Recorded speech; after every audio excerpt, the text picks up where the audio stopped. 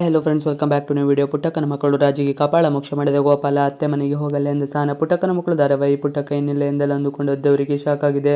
ಪುಟ್ಟಕ್ಕನನ್ನು ಕೊಲೆ ಮಾಡಬೇಕು ಎಂದು ಅದೆಷ್ಟು ಜನ ಸಂಚು ರೂಪಿಸುತ್ತಾರೆ. ಅದರಲ್ಲಿ ರಾಜಿ ಹಾಗೂ ನಂಜಮ್ಮ ಕೂಡ ಸೇರಿದ್ದಾರೆ. ಪುಟ್ಟಕ್ಕನನ್ನು ಕಂಡರೆ ರಾಜಿಗೆ ಅಷ್ಟಕ್ಕಷ್ಟೇ, ಸ್ವಲ್ಪ ಕೂಡ ಪುಟ್ಟಕ್ಕನನ್ನು ಕಂಡರಾಗಲ್ಲ.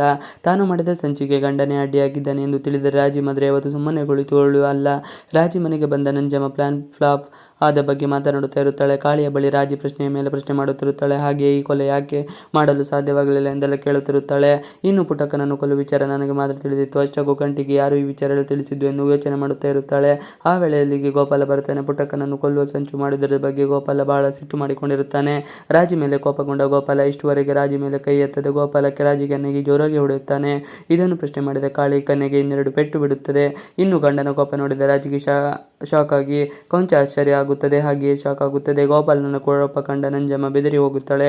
ಧೈರ್ಯದ ಮಾತುಗಳನ್ನು ಹೇಳಿ ಮಕ್ಕಳನ್ನು ಹುರಿದುಂಬಿಸಿದ ಪುಟ್ಟಕ್ಕ. ಇನ್ನು ಪುಟ್ಟಕ್ಕ ಮಕ್ಕಳು ಮಾತ್ರ ಇನ್ನೂ ಆತಂಕದಿಂದ ಹೊರಗೆ ಬಂದ ಹಾಗೆ ಕಾಣುತ್ತಿಲ್ಲ. ಅಷ್ಟರಲ್ಲಿ ಅಲ್ಲಿಗೆ ಕೌಸಲ್ಯ ಬರುತ್ತಾಳೆ. ಪುಟ್ಟಕ್ಕನ ಆರೋಗ್ಯ ವಿಚಾರಣೆ ಮಾಡಿದ ಬಳಿಕ ಸಹನಾಳನ್ನು ಮನೆಗೆ ಬರುವಂತೆ ಹೇಳುತ್ತಾಳೆ. ಹಾಗೆ ಕಾಲೇಜಿನ ಮುರಳಿ ಇಲ್ಲಿಗೆ ಕೂಡ ಬರಬೇಕು, ಅವನಿಗೆ ಕಷ್ಟ ಆಗುತ್ತದೆ, ನೀನು ಮನೆಗೆ ಬಾ ಎಂದು ಹೇಳಿದಾಗ ಸಹನ ಕಡ್ಡಿ ಮುರಿದ ಹಾಗೆ ಮಾತನಾಡುತ್ತಾಳೆ.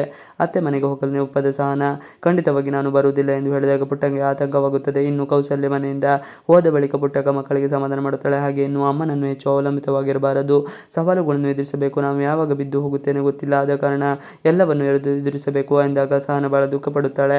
ಅಮ್ಮನ ಮಾತಿಗೆ ದುಃಖಪಟ್ಟ ಸಹನ ಆಕೆ ಅಮ್ಮನ ಜೊತೆ ಇದ್ದವಳು ಇದೀಗ ಅಮ್ಮನನ್ನು ಬಿಟ್ಟು ಬೇರೆ ಹೋಗಬೇಕು ಎಂದು ಅಂದುಕೊಂಡರೆ ದುಃಖ ಆಗುತ್ತದೆ. ಬಳಿಕ ಸುಮಾ ಮುರಳಿ ಬಗ್ಗೆ ಮಾತನಾಡುತ್ತಾ ಇರುತ್ತಾಳೆ.